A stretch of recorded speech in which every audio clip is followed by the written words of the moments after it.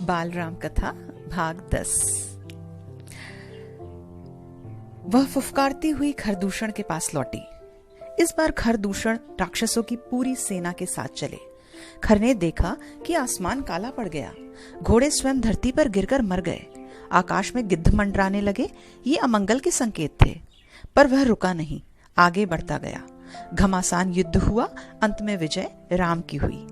खरदूषण सहित उसकी सेना धराशायी हो गई। कुछ पिछलग्गू राक्षस बचे, वे जान बचाकर वहां से भाग निकले। भागने वालों में एक राक्षस का नाम अकंपन था। वह सीधे रावण के पास गया। लंकाधिपति को उसने पूरा विवरण बताया।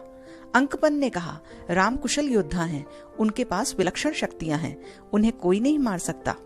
इसका एक ही उपाय है, सीता का अपहरण। इससे उनके प्राण स्वयं ही निकल जाएंगे।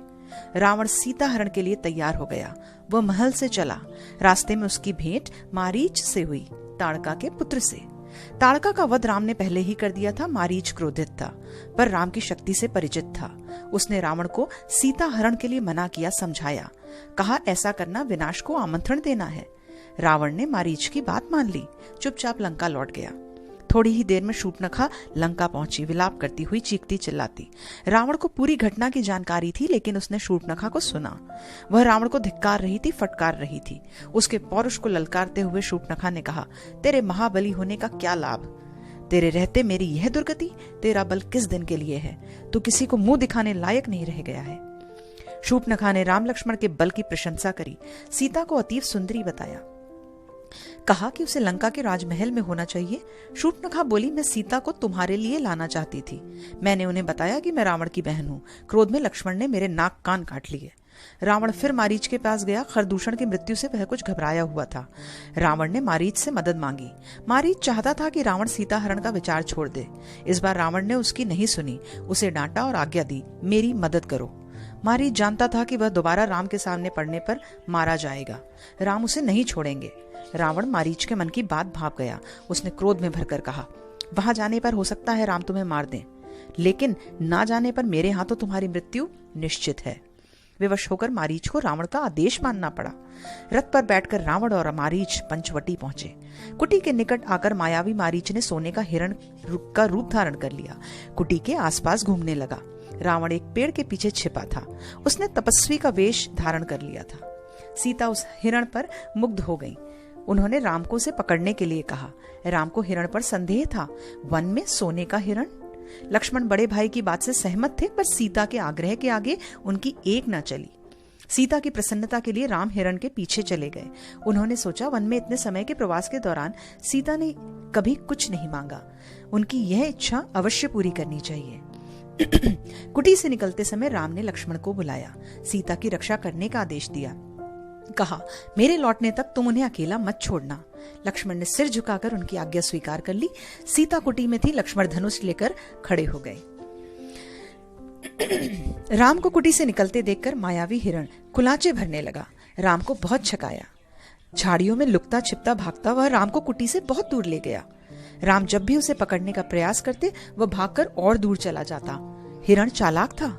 वह इतनी दूर कभी नहीं जाता था कि पहुंच से बाहर लगे। राम के सारे प्रयास विफल हुए। वे हिरण को पकड़ नहीं पाए। उन्होंने उसे जीवित पकड़ने का विचार त्याग दिया। धनुष उठाया, निशाना साधा और एक बाण उस पर छोड़ दिया। बाण लगते ही हिरण गिर पड़ा। धरती पर गिरते ही मारीच अपने असली रूप में आ गया। मारीच ने माया से केवल अपना रूप ही नहीं बदला, बल्कि आवाज भी बदल ली। अपनी आवाज राम जैसी बना ली। धरती पर पड़े हुए वह जोर से चिल्लाया, हा सीते, हा लक्ष्मण। ध्वनि ऐसी थी जैसे बाण राम को लगा हो, वह सहायता के लिए पुकार रहे हों। बाण का प्रहार गहरा था। मारीच उसे अधिक देर तक सहन नहीं कर पाया। वह छटपटाता गया और जल्दी ही उसके प्राण फकेड़ू उड़ गए। रावण एक विशाल वृक्ष के पीछे खड़ा था। वह प्रसन्न था। उसकी चाल सफल हो गई थी। मारीच ने अपनी भूमिका अच्छी तरह निभाई थी। अब तक सब कुछ वैसा ही हुआ जैसा उसने सोचा था। उसे राक्षस अकंपन की बात याद आई। सीता का हरण हो तो राम के प्राण निकल जाएंगे, वह निशक्त हो जाएंगे। वह अगले चरण की तैयारी में जुट गए। मारीच की पुकार राम ने सुनी। वह पास ही थे। उन्हें समझने में देर नहीं लगी कि पुकार की मंशा क्या है। मायावी मारीच की पूरी चाल उनके सामने खुल गई। हिरण जानबूझकर भागता रहा, उन्हें कुटिया से दूर ले जाने के लिए। वह षट्यंत्र का अगला चरण विफल करना चाहते थे। उनकी चाल में तेजी आ गई ताकि जल्दी से कुटिया पहुंच सके। वह मायावी पुकार सीता और लक्ष्मण ने भी सुनी। लक्ष्मण उसका रहस्य तत्काल समझ गए, राम की तरह। उन्होंने बाण चढ़ाकर धनुष दृढ़ता से पकड़ लिया, चौकसी बढ़ा दी।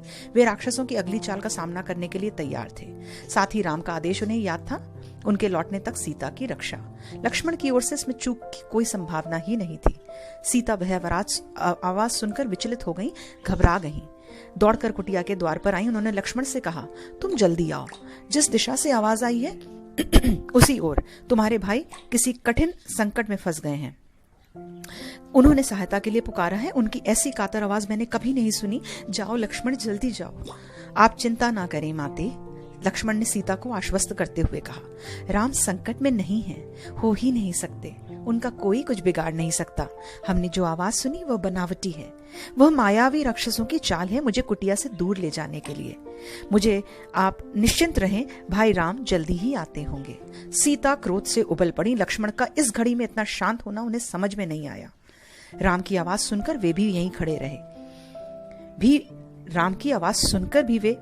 रहे। सहायता के लिए नहीं गए। सीता को इसके पीछे षड्यंत्र दिखाई दिया, लक्ष्मण की चाल।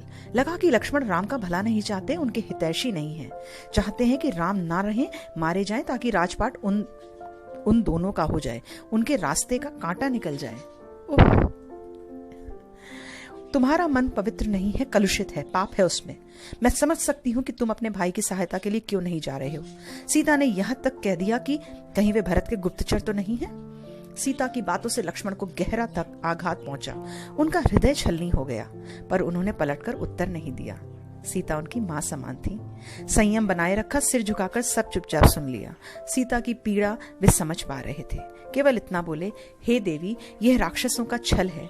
खरदूषण के मारे जाने के बाद वे बौखला गए हैं, किसी तरह हमसे बदला लेना चाहते हैं। आप उनकी चाल में ना आए, वे कुछ भी कर सकते हैं।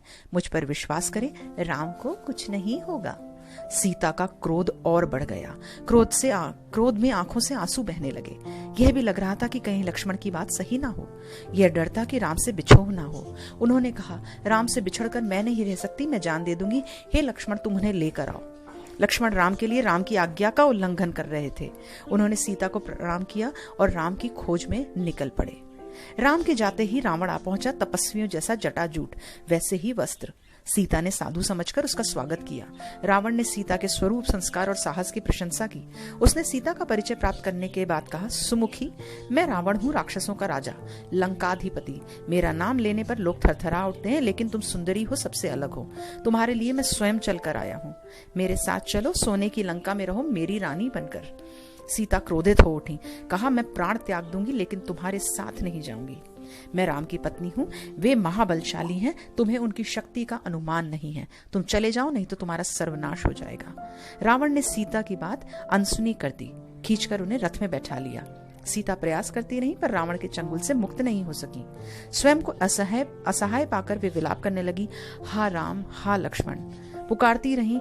रावण का रथ लंका की ओर उड़ चला। और इसके आगे की कथा कल। आपकी राधिका।